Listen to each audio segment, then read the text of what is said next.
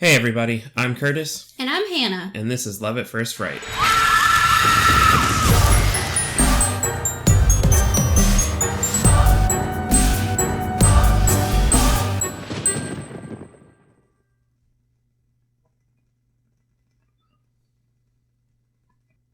Sorry, I was holding space for defying gravity. No, it's terrible. I gotta leave in, I don't even know how much time of just empty space right at the beginning. Everyone's gonna be like, is it... What the fuck, Spotify? It's just silence for like a minute. I'm gonna have to cut that down. I can't leave that alone. No. Yep, that glorious time of year has finally arrived. Wicked has come out in theaters. Yep. Everyone's flocking and clamoring to see it. Trying to get their popcorn buckets and getting turned away at the door because they painted their face green. Yeah. Yeah. We haven't seen it. No, I probably won't. I do like some musicals, but this is one that I never really got into the book or the stage version, so I don't feel the nostalgia for it. I like musicals, but I think it's going to be a thing for me where I just wait till it comes out on a streaming thing to see it. I don't feel the urge to go see it, you know? Same. I certainly never read the book. No. I am enjoying all the memes about Wicked and how absolutely unhinged and bizarre the relationship between the two leads is during the press tour. Yeah. That has given me untold amounts of joy. Yeah. And fun. So. Yeah. No, it's been weird because I guess the movie lived up to all the hype around it. I was fully set for this thing to come out and everyone be like, well, that bombed. You never quite know with big things like that get really hyped. Yeah. I feel like it's just as likely most of the time that people are going to be like, well, that didn't need to exist afterwards. Yeah. If you saw Wicked and you enjoyed it, I'm happy for you. Congratulations. You don't have to tell me about it. Yeah. Normally we ask people to send us an email about it. You can keep that one to yourself. Yeah. We're just know we're happy for you. Hey, good for you. Good for you, champ. You did it. But it's also another time of year. Mm-hmm. We just had Thanksgiving. Yeah, and we did not make the mistake we made last year. Which was? We got horribly ill. Food poisoning. Yep. No, I feel like now that Thanksgiving is over, now we're in that very special time of year in the week following Thanksgiving where you know that you have a lot of leftovers in your refrigerator, but you're tired of eating the same thing every day. So then you kind of end up going out and getting a Big Mac anyway, but you feel bad about it. Yeah. Because there's so much food in your fridge. Yeah. I can only eat mac and cheese so many days in a row. So many days in a row. Yeah. I think in particular, maybe if you just have a Thanksgiving where you just go to one really big one, right? And then everyone leaves with some leftovers. And everyone always makes a joke, oh, we got leftovers for a week. And I don't know how accurate that is for everyone. I guess if everyone's joking about it, it's pretty accurate. But I do think maybe it's a little bit different for the one really big get together versus if you have a couple. Yeah. A couple of them. Because we had two kind of things. Well, I guess really kind of three Thanksgiving things. Yeah, we had things. Three. Because we had our Friendsgiving. Yeah. We had your side of the family, and then I went and saw my side of the family. Yeah, because I was working. Yeah. But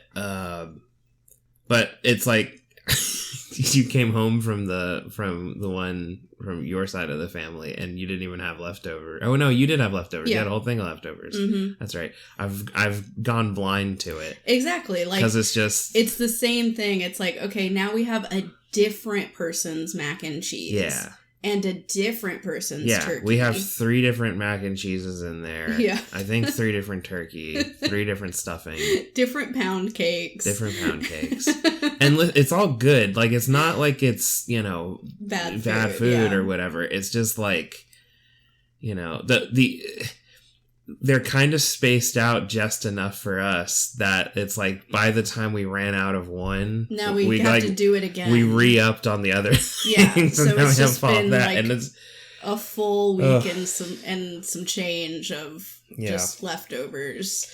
And I'm also, anyone who knows me personally knows that I am very weird about food, and I have a mysterious disease that makes me think that any food that's been in the fridge for longer than 48 hours is poison now. Mm-hmm. And I know logically that that's not true, so I have to sort of tell myself that I can eat things, but then I don't want to eat them. You got 4 days. Is I think the scientific thing. I know that I'm wrong, but my brain tells me, that's been in there for too long. You can't have it. Except for condiments. Condiments can be in the fridge. Condiments don't actually go bad. 8 years and they're still fine. Mm-hmm. But yeah, or like as soon as something hits its expiration date, even though that's more of a like Best Buy, general suggestion, as soon as milk hits its expiration date, it's poison to me. It's the fun thing for me because it's not that I just say whatever with it, but if once it hits the expiration date on milk in particular, there's other things that like I don't play with. Like if it's like you had some lunch meat that you forgot about and that hit the expiration, that goes in the trash. That's been opened and out of the fridge so many times that I can't possibly trust it. But milk, I open it, you give it the sniff test, you look at it, you don't see anything in there, it smells okay, and you got to be careful because sometimes the milk around the cap gets a little crusty, and then that makes you think, it's gone off, but it hasn't yet. But the fact that those crusties exist means that what's inside is poison. No. The crusties can be there on day 2. I know. I agree with everything you're saying logically.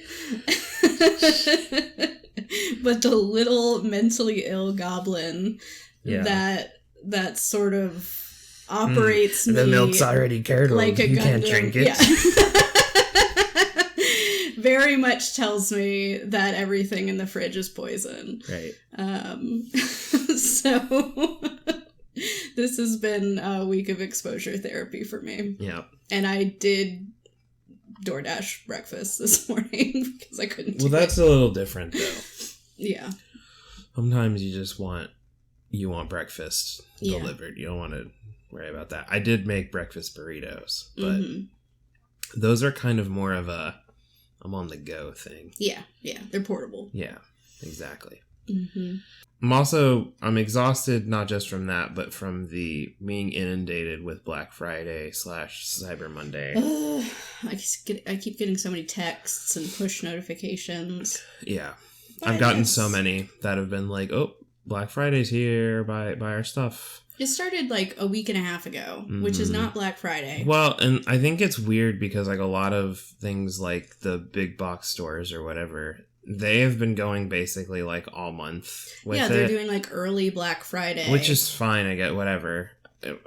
I mean, I like it better than the idea that we have to get up at like 4 o'clock in the morning on Black Friday and then run around like crazy all day to get stuff. But see, the problem is that back then when we used to do that, it's because it was worth it. It's because you could get a 55-inch TV for $15, and that's why you were gonna stab the person next to you in line to get it. Nowadays it's like, oh, this TV that we in June marked up 25%, now we're taking off that 25%. Happy Black Friday. And it's not good. I feel like everyone was always doing that. No, because there were times, like, I feel like you don't remember, like, our childhood Black Fridays when you would literally get those ads that are like, this is a doorbuster used to mean something. Now, doorbuster. Yes. Now, if you get a freaking ad from Joanne Fabrics in the mail, everything says it's a doorbuster year round. Because it's like, oh, these ribbons are $6 instead of $7. That's a doorbuster. Yeah. Sorry, no. Doorbusters. Oh, no, you started it. Like, we're fumbling, you corrected it, and then you went back to the fumble. Because the fumble was better. it used to be something was 75% off, 90% off, and there were only 100 in the store. And so you did have to elbow, bite ankles. You had to do a whole ruse and charade of like, oh, my baby is in the hospital and needs this. I guess I don't remember, because I don't remember seeing things for being like 90% off. I remember that when I was a small child. I flipped through the toy catalogs and said, none of this, give me a moped, please. Mm-hmm. Yeah. But it used to be good back in the day, and now it means nothing. I think it still means something. It's just, you know.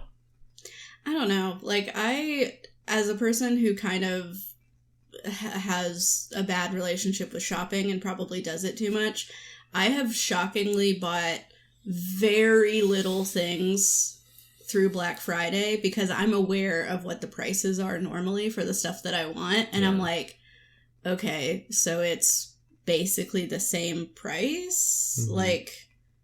Well, I've always been a Cyber Monday person myself anyway. Yeah. I never liked going to the physical stores. There's like very few exceptions to that. That like, I'm like, yeah, I'd rather go to the store to get this thing.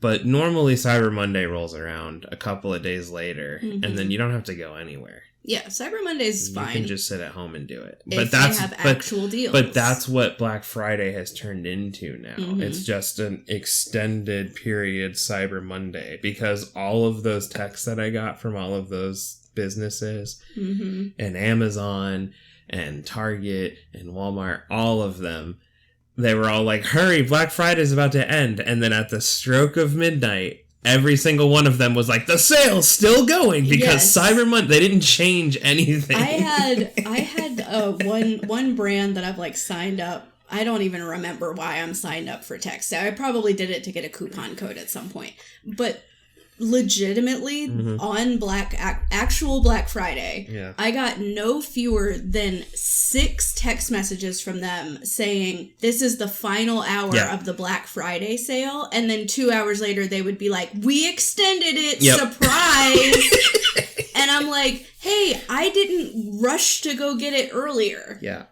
I mean, obviously it's sales tactics, right? They're trying to get people to be like, oh, I gotta buy it now, because if I don't buy it on Black Friday, they're going to go up. But then if you just wait, then you see that it's still on sale for Cyber Monday. Mm-hmm. And I would guess that there's probably still going to be some sales running past. Because there's always some sale going on. Yeah. But like, because like Target in the past has done this thing where they did like every week it was like a new thing. And so you kind of just had to gamble on this week is when the iPads are going on sale or whatever. Yeah. I'm just saying, it's not the same anymore. It's not like it used to be. What? Not like it used to be. It's not. My family used to wake up in the dead of night to go to Kohl's so that I could get shoes and clothing for the following school year. We were also broke, so we needed to do that. But I'm telling you, this used to be a thing, and now it is not a thing. I know that it used to be a thing. Everyone would get up and go do it, but I'm saying it's better now that you don't have to do that. Because then you can actually enjoy Thanksgiving, because like part of Thanksgiving Day got turned into... Like, you already were, like, 5 cooking... 5 p.m. on Thanksgiving, sales start. Exactly. Well, and that was the, like, epitome of the nightmare version of it, was that, like, every store is now open on Thanksgiving at, like, 8 p.m., all the way through close the following business day. Right. Or whatever, and so you had to deal with that. But even when it wasn't open on Thanksgiving, they would open on Black Friday, but it would be like at 4 a.m. or something like that. It turned into, you had to be up really early on Thanksgiving because you were hosting like 1,800 people at your house.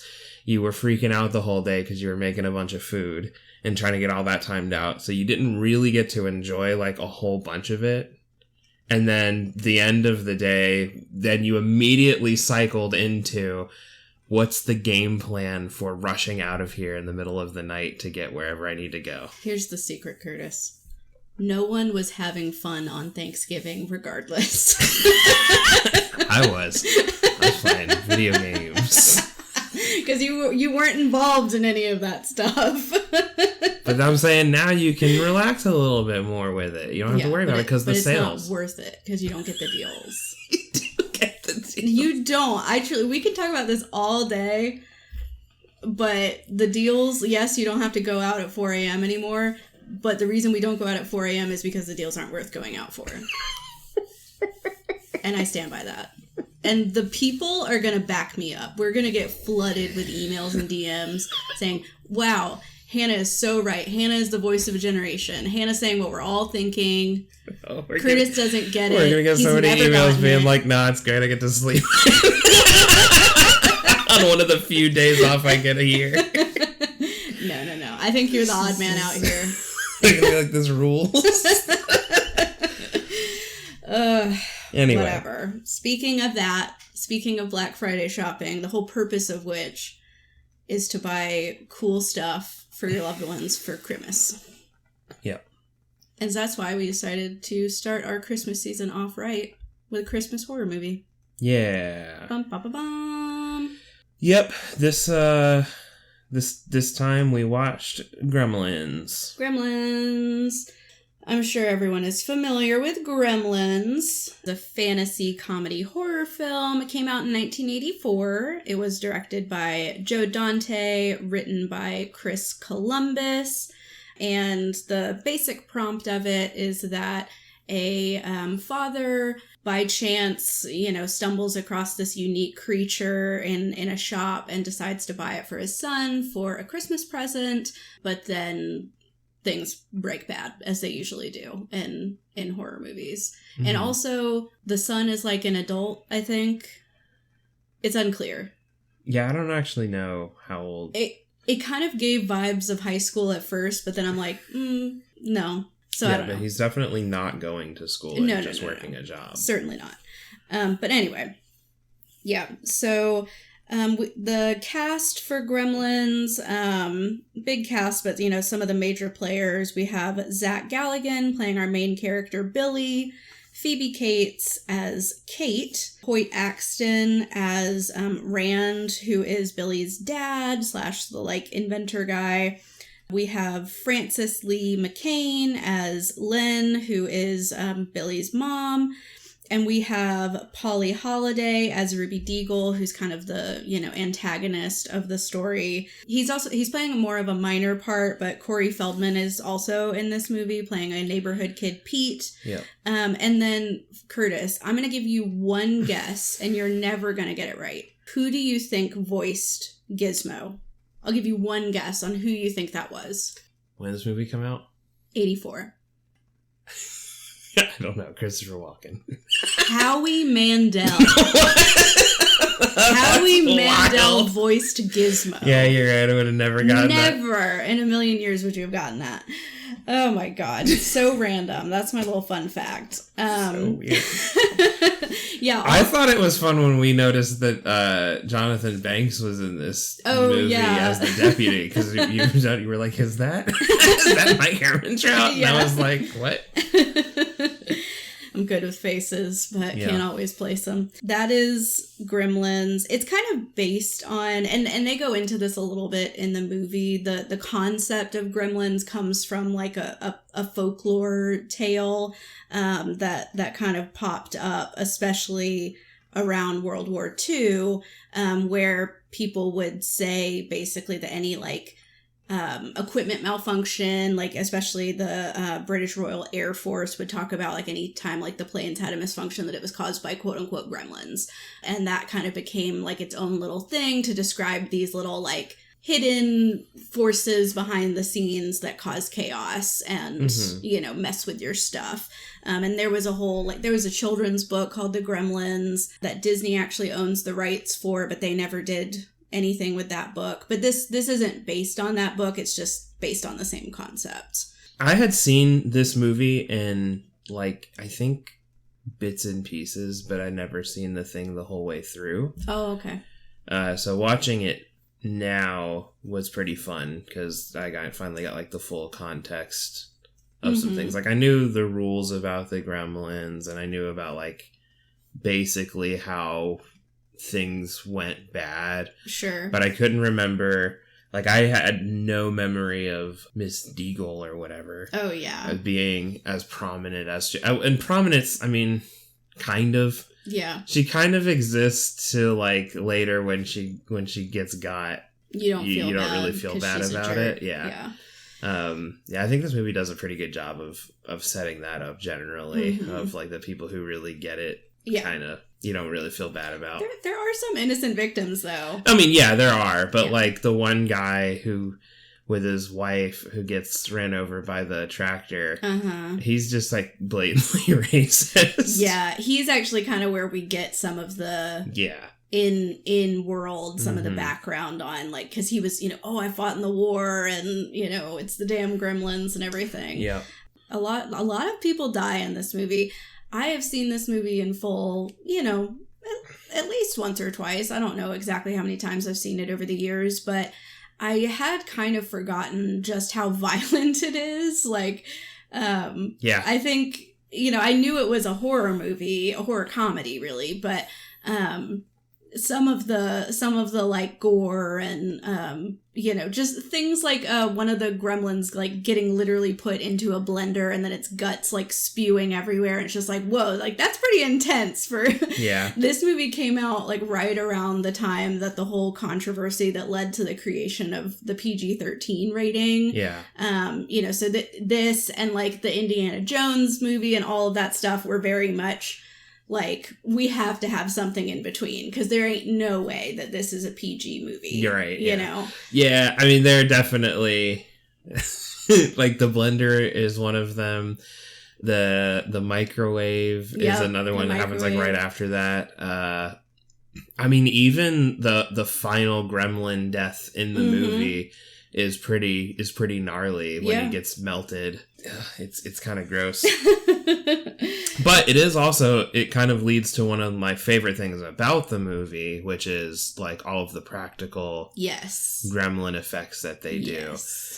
And I mean, like, some of them are like, you can tell they're puppets, but then there are other ones that it's just like, they kind of really feel like real creatures. Well, they have so much personality, even as puppets. And the character design is just so fun that you're really invested in them the whole time. Yeah. It's also kind of weird because, like, the movie, it feels like a slow burn kind of movie, but it's not really long either. It's not very long. I think it's, like, just over an hour and a half. Yeah. It's like an hour 45, something like that. I kind of like that about this movie, because it sort of has this... Like, the background of this movie is Christmas. It's winter time. He's buying this as a Christmas present and all of that stuff. So you almost kind of get this lured into this sense of like, oh, this is just going to be like a fun family fantasy movie about Christmas stuff. Yeah. And then, after the first time that they accidentally get water on Gizmo. Yeah. And Gizmo starts multiplying and all that stuff, you're like, oh, this is like weirdly turning into body horror all of a sudden, and like, I thought we were just having a fun time. I thought this was going to be fun for the whole family, but when we were watching it, we were having, I think, a lot of fun pointing out like just like really, really weird and really funny things just about kind of like the logic of the movie, and not even just like the thing that everyone points out, which is because like one of the rules is you can't feed them after midnight, right? And we talked about this a little bit, and we were like, what does that mean? Does it mean at midnight until like 6 a.m. until the next sunrise, until 12 p.m. like the next day, and then you have that 12-hour window. Like, what does it mean? And then you were like, well, what about like time zones? Like, what happes if what if you take the gremlin on a flight? And it's like, does it stay honed to its original time zone, or does that change based on where it lives? What if you lived in a place like Alaska where it's like daylight or nighttime for months at a time? But yeah, I mean, like, even besides that one, I think one of my favorite ones that we talked about was with Miss Deagle, because she's just like comically evil. Yes. In a way, because like we get introduced to her. She comes up to the bank where Billy works, and Billy has brought his dog with him to work after his car is broken down and not starting. And so he walks up to the bank. He gets in there to work. Miss Deagle comes in, and she was like, "Your dog broke my." It was like a snowman lawn ornament thing or whatever, ceramic snowman lawn ornament or some crap, and she's like, I want your dog because I want to kill it. Yeah, because he's like, oh, I'm sorry about that. Like, let me know how much it cost and I'll refund you. And she's just like, I don't want your money. I want to kill your dog slowly. Yeah. And it's just like, okay, are you actually the town witch? It is, like, but it's crazy because like she does this, but she like pushes her way to the front of the line. Yes. Every time she's at the bank, she just pushes her way in front of people. And why is everyone else in town putting up with it? Everyone just lets her do it. And I guess they're all just like, well, she is crazy. Maybe she would kill my dog slowly next, you know? But... And, like, one of the first, before she even goes into the bank, there's, like, a mother with two children who comes up and is like, please, my husband lost his job and we just need a little more time on the rent. And she's, again, just cartoonishly evil, just like, I'm here to make money, not, help freeloaders or whatever. And then the woman's just like, but it's Christmas. And then she looks at the children and she goes, well, I guess they know what to ask Santa for. Yeah. It's like, holy shit. Cold as ice. Yeah, she's... What is wrong with you? Kind of hilarious with how evil she is. Yeah. It's really quite a silly story. A lot of the characters are kind of taken up to 11, like even Kate, who also works at the bank with Billy, and she's kind of his friend and love interest throughout the film. As things sort of reach their climax later on, they're kind of fighting to survive together. But she has this whole thing from the beginning of the movie that she hates Christmas and it's the worst time of year and all this stuff. And she says a line really early on that I was like, Jesus fucking Christ, where she's like, yeah, everybody else is opening presents while some people are opening their wrists. And I'm like, babe, go to therapy expeditiously. Yeah, that's great. Immediately, right now. But of course, way later in the movie, she gets a moment where she explains, why she no longer has her Christmas spirit. Yeah, but she also picks like one of the worst times to like expound upon all of this. Like, everything's broken bad at this point. There's gremlins all over the place, and she's like, I guess now's as good a time as any. While we hide out from the gremlins, let me dive deep into my childhood. Let me tell you about the time my dad dressed up as Santa and tried to squeeze himself down a chimney. Broke his neck. And fucking died. And got stuck in there for 7 days, and we thought he went missing until the smell came. And she is delivering this so earnestly. Yeah. It's truly one of the funniest performances ever. Yeah, it's very good. I love Phoebe Cates. She's so wonderful. I also loved the when Mrs. Deagle gets killed in the movie, because prior to this scene, whenever we see her, she's like marching her way through town. Yes. She's all angry. But when her like death scene comes, she is on one of those, like, I don't know what they're called, but the chairs that you put on the side of the stairs so they can lift you up and down it, so you don't have to walk up and down the stairs. She's acting like she's this frail old woman, and she's got a little cat in her lap. Yeah. Like, oh, Mr. Whiskers, I love you. I'm like, you were like barreling through people. Yes. In the bank. She's terrible. It's so good. But yeah, it's a really, really fun movie, and another like element of it that I love that they kind of keep going throughout and they keep playing with the whole time is that Billy's dad, Rand, is an inventor. Yeah. And so that's kind of the framing of this, is he's trying to sell his newest gadget to, some stores down in Chinatown. And that's when he finds the Mogwai, who ends up being Gizmo. And throughout the entire movie, every time we are in their house, there is some ridiculous gadget that he has made. So there's like, he has like an egg cracker and an orange juicer and like all these different things. And they're all like ridiculously overworked and overcomplicated designs for a very simple task to execute. And his wife is so lovely and supportive because she's, even when he's not home, she's trying to use all of his items and she tries to protect his feelings when they don't work and everything. And there's a scene where he's left town again and he calls back home because I guess he's at some kind of convention. Yeah. And he calls back home and she's sitting in the kitchen and there's a telephone. It's just like on the wall. It's basically within arm's reach from her. And instead of just grabbing it, she pulls out this little metal box with this very long antenna and then aims it at it and presses a button and then tries to talk. But then the phone immediately rings again. And she does it. She tries doing it like a couple of times before she just picks up the phone. And then, like, you don't hear what he says, but I think she says something along the lines of, no, I'm sure it would have worked if it connected. Like, no, she doesn't even say that. She's literally like, oh, no, it works fine. I was just out in the garden. Oh, and so like, she's, like, basically lying and being like, it took me longer because I was outside. So it's like, even when he's not there, she's still using these things. And I'm like, she's just fully supportive of his endeavors on this. Number one. And then she ends up becoming, like, one of my favorite characters of the movie because she's just, like, she, like, switches to fully competent. Like, it's nothing. It's so great. It was so fun to see that change. And I love having a, like, mom character that, you know, she's kind of played for humor. Like, she's, you know, trying to be supportive of the bumbling husband and all this stuff.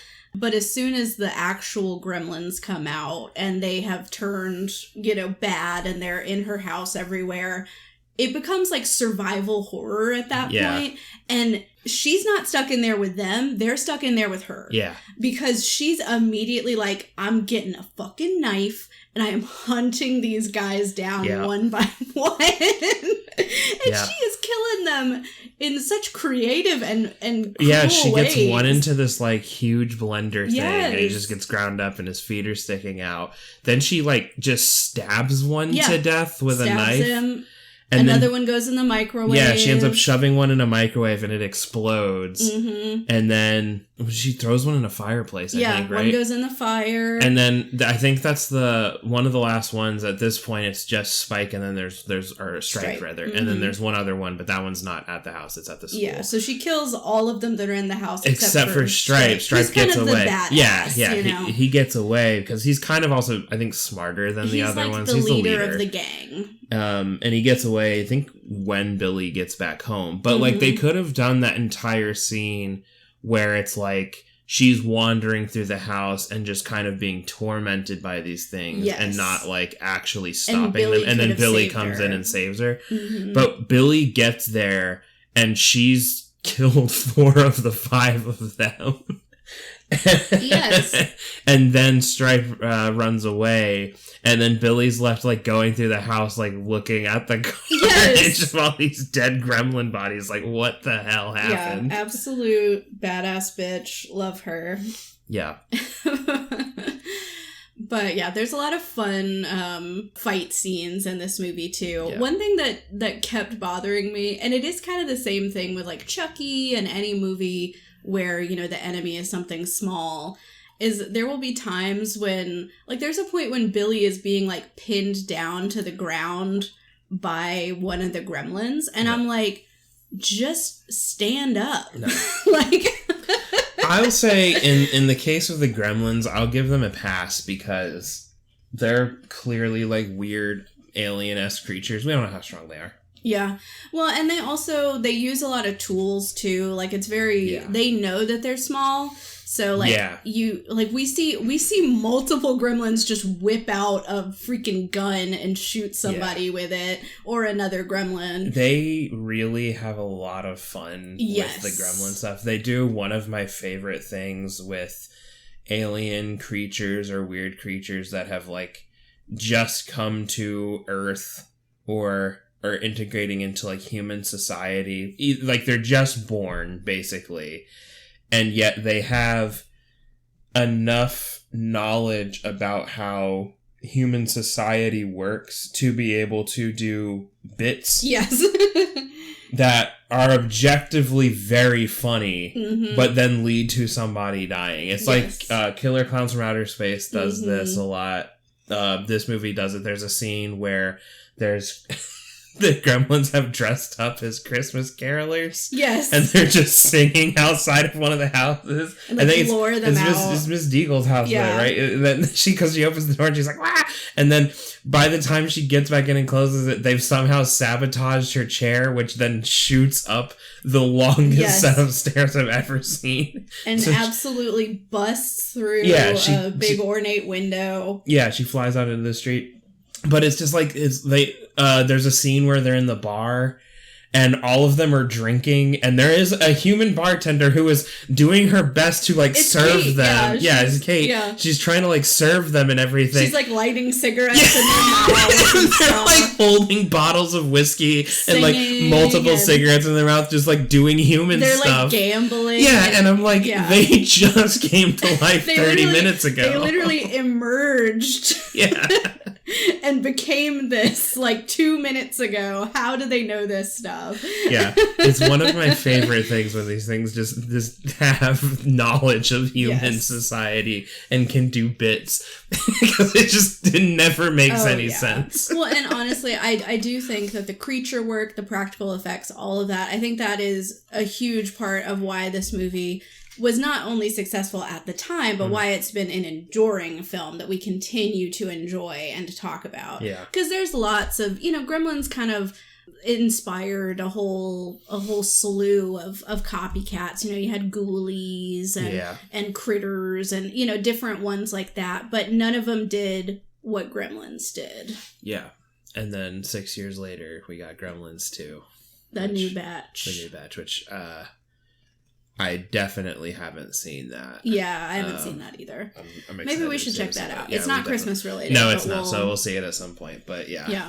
No, they really do have a lot of fun with the creature design in this. There's ones that I think they may be called this by fans or officially or whatever. But we mentioned, there's one with a gun. And he's in the bar scene. And when Kate's trying to leave, he just has on a little mask. Yeah. And he just has a gun. Yes, and it's where did he get I think they call that one Mugger Gremlin or whatever.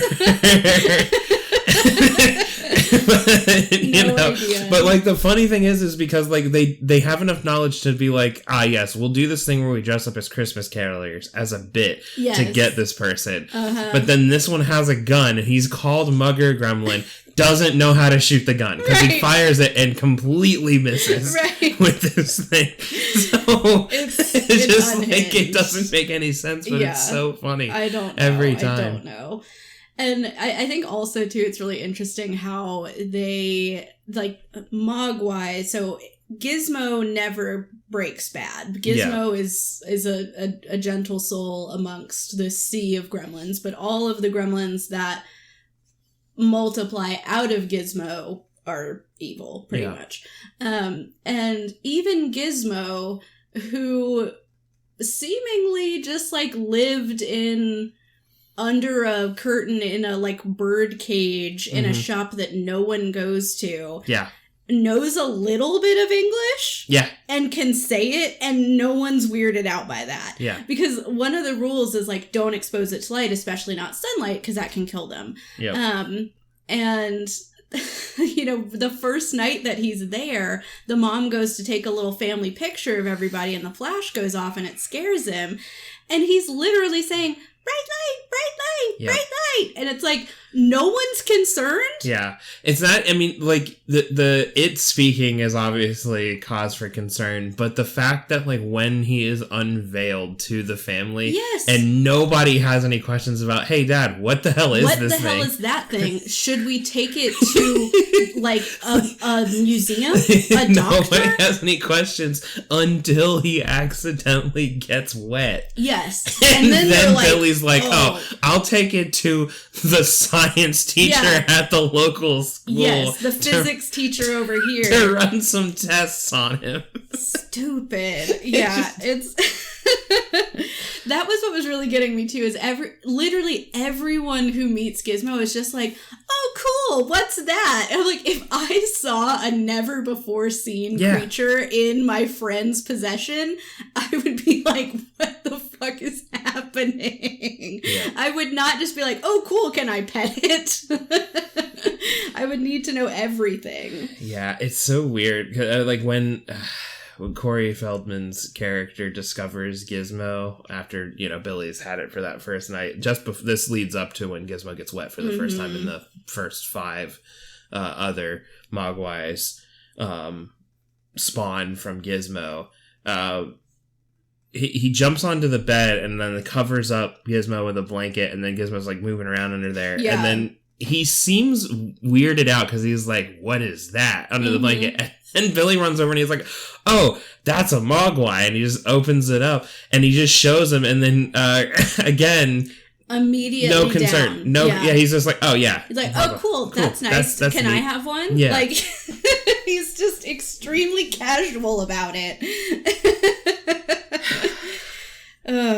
The lack of concern all around is it's pretty hilarious to me. Everyone being like, never before seen creature, and also it does speak English because it can say it can't say a lot of words. Yeah. But it does say bright light multiple times. Yeah. They say a couple of other things here and there. I can't remember what all they say, but I mean, Stripe at the end says something about Billy or whatever. Yep. Also, that whole scene towards the end where they're in like the sporting goods store and they're trying to finish off Stripe. Stripe has like a little electric chainsaw plugged in, and Billy's holding him off with a bat. But just before that, Stripe has managed to get a crossbow and shoots Billy with it, but it's a crossbow that's like for a gremlin sized. Yeah. Like, why would they have that? I don't know. Same thing with the guns, because the guns are like proportionate to their small little gremlin hands. So I'm like, where did you find that? Yeah. And also, I've picked up a chainsaw for humans, and they're heavy. I don't think a gremlin could pick them up. Stripe can, because he's built different. He's buff, I guess. Yeah, he is holding all of these adult humans down, so I guess they are just strong. Weirdly strong. He's real strong. And also, poor Gizmo is no help during that whole scene. It's like a montage where we're going from, Billy and Stripe fighting to Corey Feldman and Phoebe Cates like doing something with the other ones, and then you have Gizmo in like an RC car. Not helpful at all. This scene goes on for 5+ minutes, and Gizmo's just driving around, and I'm like, are you gonna help at any point? Yeah, he goes on the most convoluted path to get to like a ramp that somehow launches him to exactly where he needs to go. But it's so weird because like it's a fully controllable RC car from the driver's seat of the RC car. Yeah. Yep, you don't know about those? That's that 80s technology. It's just like, I just don't. Every bit, like if you dig at all into this movie, it makes literally no sense. Yeah. But it's just fun the whole way through. Oh, it's so fun. Yeah. And I mean, that's why like this movie had to be a horror comedy, because if we didn't have the comedy aspect, it would just be a bad movie. Yeah. But like having the comedy and the whimsy of it all makes it so much fun. And having everyone play it straight, even though they're in ridiculous situations or they're saying or doing ridiculous things, just makes it work. Yeah. I mean, even down to like, another one of the rules that we haven't even really talked about is the, don't get them wet thing. Yeah. And we were, again, discussing... We talked about this one more than the timing thing. They're walking in the snow. Yeah. Snow is just... water. One of them is like drinking a soda at one point, and it's like, that's got water in it. Yeah, all of the ones drinking alcohol. Yeah. So it's like, okay, they can interact with water if it isn't pure water. Yeah. It has to be just water. It cannot be water in steam form, frozen, not ice. Yes. Just water. Just water.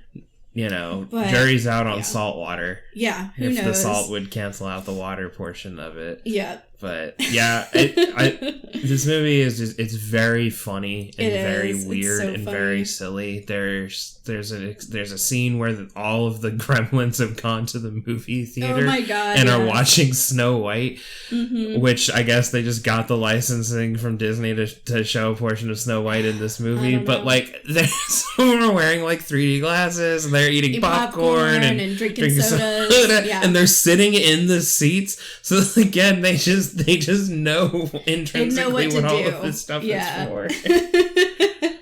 Not to mention, one of them would have had to have gotten the movie to run because, especially in those, they didn't have there was a projectionist. They're not digital, yeah. Yeah, so one of them would have to have been up there and know how that works. Yep. Some gremlins come out of the womb knowing how to shoot a gun. Some of them know how to work projection equipment. It's so funny. But yeah, it's very, very funny. So, all of this eventually leads to a big showdown with Kate and Billy and Gizmo. And is the dad there? No, he's out of town. He's there at the end. Yeah, he comes back. But, they've followed a Stripe and they're in this greenhouse area, and Stripe's plan, and he's done it before, is to basically just throw himself into some water so that he can create dozens more of these little guys. So they're trying to prevent him from being able to jump into this fountain thing that's in there. And eventually how they manage that is that they pull off some cardboard or paper or something that's covering the windows, and the sunlight has started to stream in on Christmas morning, and it hits him and messes him up. Yeah, it's real gross. He gets all melty. He gets fully liquefied, and it's sick. Yeah, it's pretty gross. Yep. They do a couple of close-ups on it, and it's pretty horrific looking. Yeah, you can kind of see his weird little skeleton, and it's very gross and goopy. Yeah, and green. Yeah, they do a lot of goop related stuff with the Gremlins. Yeah. And also it seems like it's always green, when they die or anything, it's always green. But then in that scene where the high school science teacher is taking a blood sample, pretty sure it's just red blood. So I don't know what I think you're right. There. When he draws the blood from the Mogwai before it's transformed fully into maybe that's it. Maybe Mogwais have red blood. And then the weird evolved mean gremlins become all good. Well, that kind of tracks because once they eat, then they go into those cocoon things, which are kind of goopy. Yeah, they're themselves. Weird, gross eggs. So maybe that's it. Maybe it's once they become gremlins, then they get green goopy blood. Goopy. Yeah. Yep. They're pretty gross. I don't know. It's interesting. Yep. I really like this movie. Me too. I think it's super fun. If you've never seen it, this is a perfect time of year to watch it. It is, Christmas is the background of the movie, and it's just a fun time. I don't think it would be too scary for, yes, there's kind of some gross stuff in there, but I think we can talk about it when we talk about the rating here in a minute, but I don't think this movie's really scary at all. There's gore, I guess. Yeah. But it's only the Gremlins. More the Gremlins. There's a scene where, again, a woman gets thrown out of a big window and then two other people get run over by a tractor. And you don't see her land from being thrown out of the window. You don't see them actually get run over.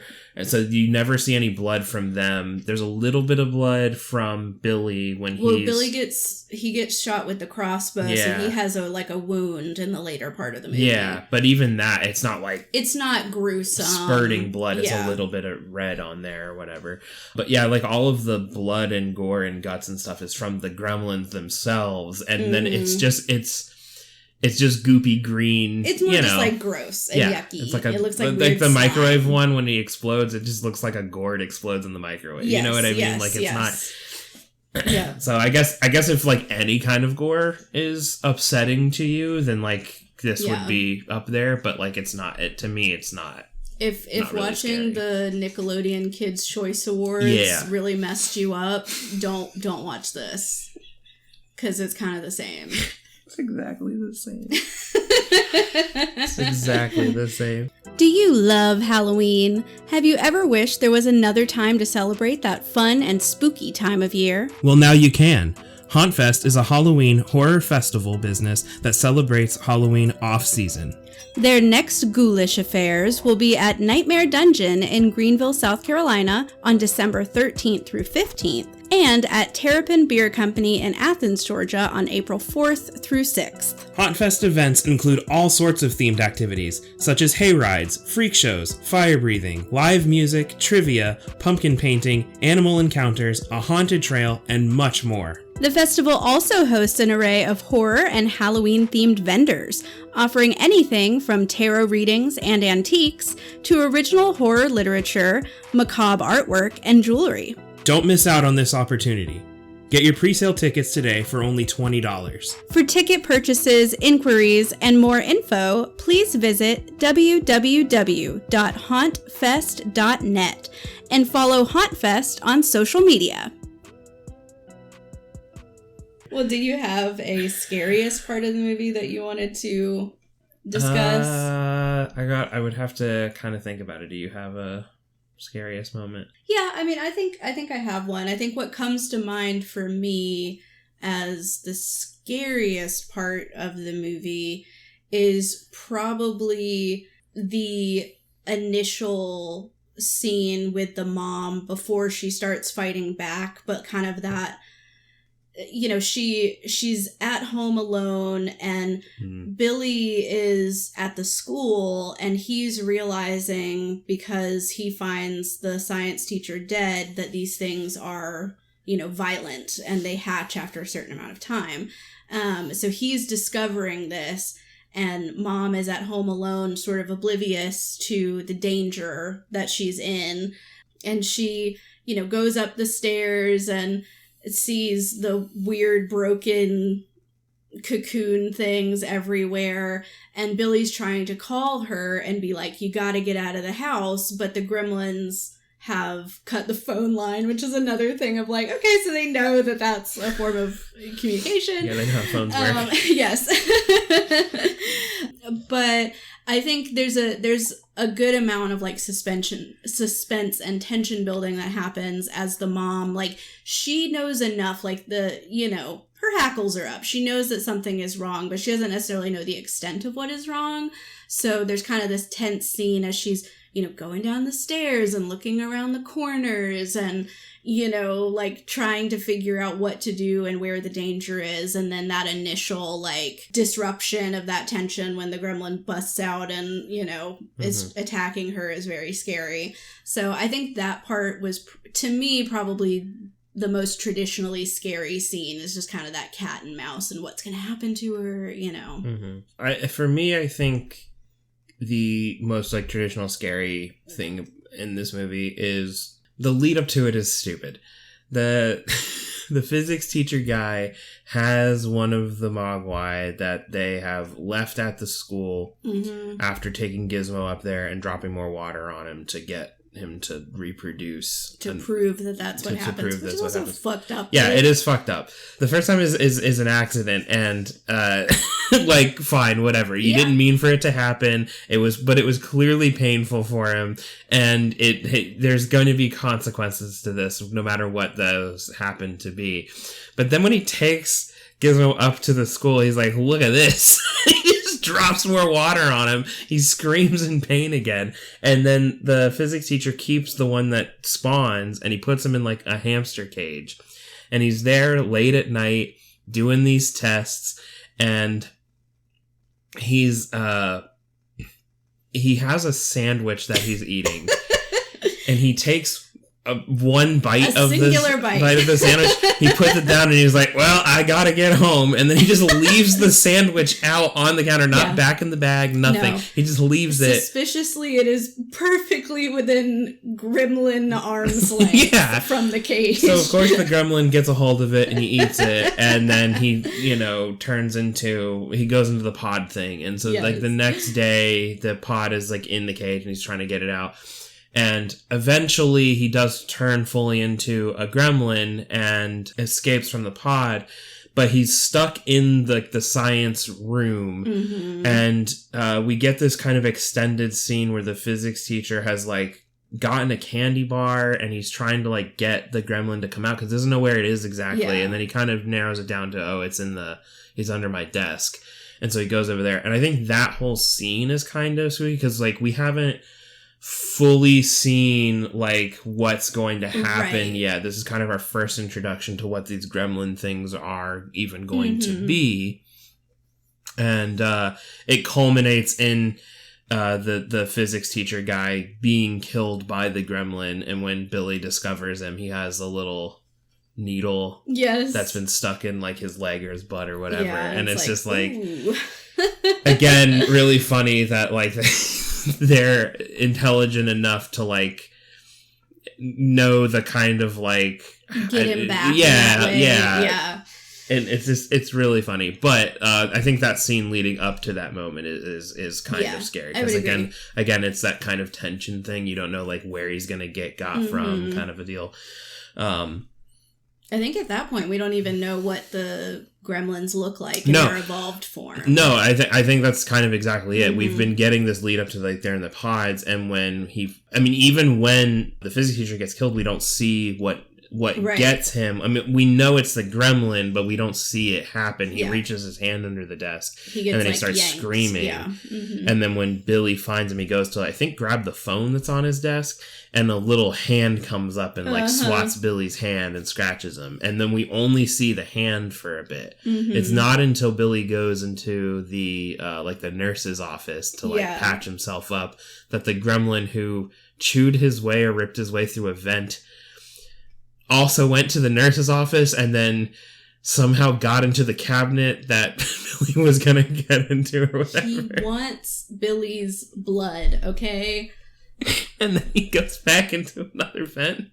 I just don't even understand. They call that one Vent Gremlin. Vent Gremlin? Yes. Oh, man. His whole thing is that he really likes vents. Vents, yeah. But yeah, no, that's the first time we even get to see it. And he's like, we don't even get to see, I think, the full body. He's like leaning out of the bits and pieces, which is great, great tension building in any horror movie. It's like, just give us glimpses of the monster and let us imagine what it might be. Yeah. We can kind of talk about the rating thing for this one. Mm-hmm. Again, I don't think this is scary, really, at all. I rated it really low in scares. But I do think it's really entertaining. I think it's very entertaining, and I think the visuals are great. Yeah. And the performances are about what you would expect out of a mid-1980s comedy horror thing. So, if you're into that, it's good. If you're not, it's, whatever. I put the performances above average because I do love how straight everybody played it, and I think that was an intentional choice in order to support the humor of the story. Yeah.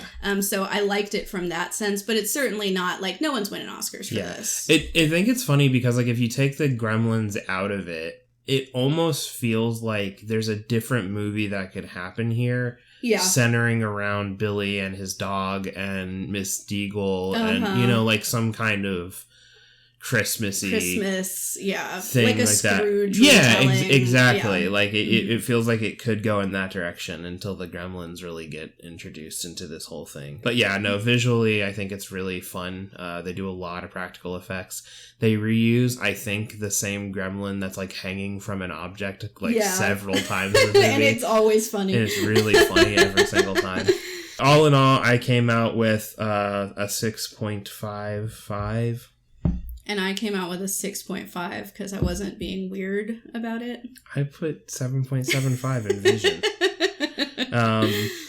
And anyway, so almost identical scores. Yeah, we had different things in different categories, but it all evened out. Yeah, so it's a total of our combined average of a 6.5, which I think is low compared to like what you see online. But I think a flaw in our specific grading thing is that comedy horror things, unless they are equally scary to funny, they're still gonna they get dinged lower. Pretty hard, because I think we did this with other comedy horror things. I'm just gonna set this up slightly higher. If I change the scares to just a 5, if we just say whatever, it's mid, it brings the combined average up to a 6.8. So like, again, if you did that, it would probably be over a 7, which I think is more fair to actually say this movie is a 7. It's just our scale isn't necessarily great at rating comedy horrors. Right. Yeah, I think comedy horrors kind of they really only have the opportunity to make up the difference in like the entertainment category, maybe the performance category. So, it can be kind of tough, but I feel like most of our horror comedies have wound up in the same like 5.5 to 7-ish range. Yeah. So I also think it's one of those things that like our rating says 6.5, but like again, because this movie we both rated it really entertaining, I would like to watch it more or again. Right. Whereas I have seen other ones that we have rated that maybe lean a little bit more scary, but not quite as entertaining. Yeah. And they would also be around this thing that I wouldn't necessarily want to watch again. So like it's this kind of weird thing, and you have to like take it with a grain of salt. Yeah. In the grand context of everything, I think it's a really fun movie. Yes. It's one of those ones that like if you're not really big into horror, if you're looking for like a Christmassy related thing, if you're looking for just a fun time, this is a really good movie to go into that. I think especially if you like the 1980s practical effects. Yeah. There's a lot there to enjoy. Yeah, and it's a fun time if you've never seen it, or if you have and you want to watch it with people. I think this would be a great Christmas party viewing, personally. Oh, yeah. I would love that. I think it would be a blast. Yep. All right, cool. Well, do you have anything else you want to say about Gremlins? Who's your favorite Gremlin? Who's my favorite Gremlin? You can't say Gizmo, because he stays a Mogwai. I like the Gremlin that's dressed up like a sexy lady next to the Gremlin that's kind of dressed up like a mob boss. Yeah, I love there was that scene, now that you're again, it's so the bar scene is so funny. There's because they were just like fucking let's go. Honestly, take that movie frame by frame and just enjoy everything. Funny. There is this scene where there's like like the whole movie tonally shifts at one point where they're in the bar and there's like it almost switches to like a noir style thing where there's one sitting and it's playing like detective jazz music and he's got a little fedora on, and then like this other one pops up and he's like and then the one that looks kind of like a detective pulls out a hammer and just smacks him. Yep. Like what the fuck is happening? It's like a whole little mini movie. Good. I think that is my favorite Gremlin is the little detective guy, or the mugger Gremlin. Yes. Because he just has a gun, and having a gun in like most contexts is so funny. So good. Gremlins walked so the Terrifier could run. Yeah, absolutely. And then in third place / honorary mention, it'll be Gremlin hanging from objects. Yes. I love those what Gremlins. A treat. Well, in that case, we'll start wrapping up. If you want to check us out or get connected with us on socials, we are at First Fright Pod on Instagram and X. We're also on Facebook. It's Love at First Fright. You can also email us. Our email is firstfrightpod@gmail.com. Feel free to send us your recommendations and suggestions or what you thought about Gremlins. We are entering the winter holiday season, so we're planning on doing some Christmassy themed movies. I think we've got one more solidly Christmassy movie. And then we're doing something else that I don't think is explicitly Christmas, but we're very excited about it. But if you have any other Christmas suggestions, feel free to holler. Yeah, or stuff for the New Year's. Just keep sending any suggestions for horror movies you want. We got a suggestion recently that I'm gonna put on the schedule for the New Year. I'm not announcing it yet because I don't know when it's gonna happen, but I think it's gonna be a fun one. Yep. Well, anyway, we hope you all had a great Thanksgiving, those who celebrate, and we will catch you in the next one. And as always, scare well. See you next time. Bye!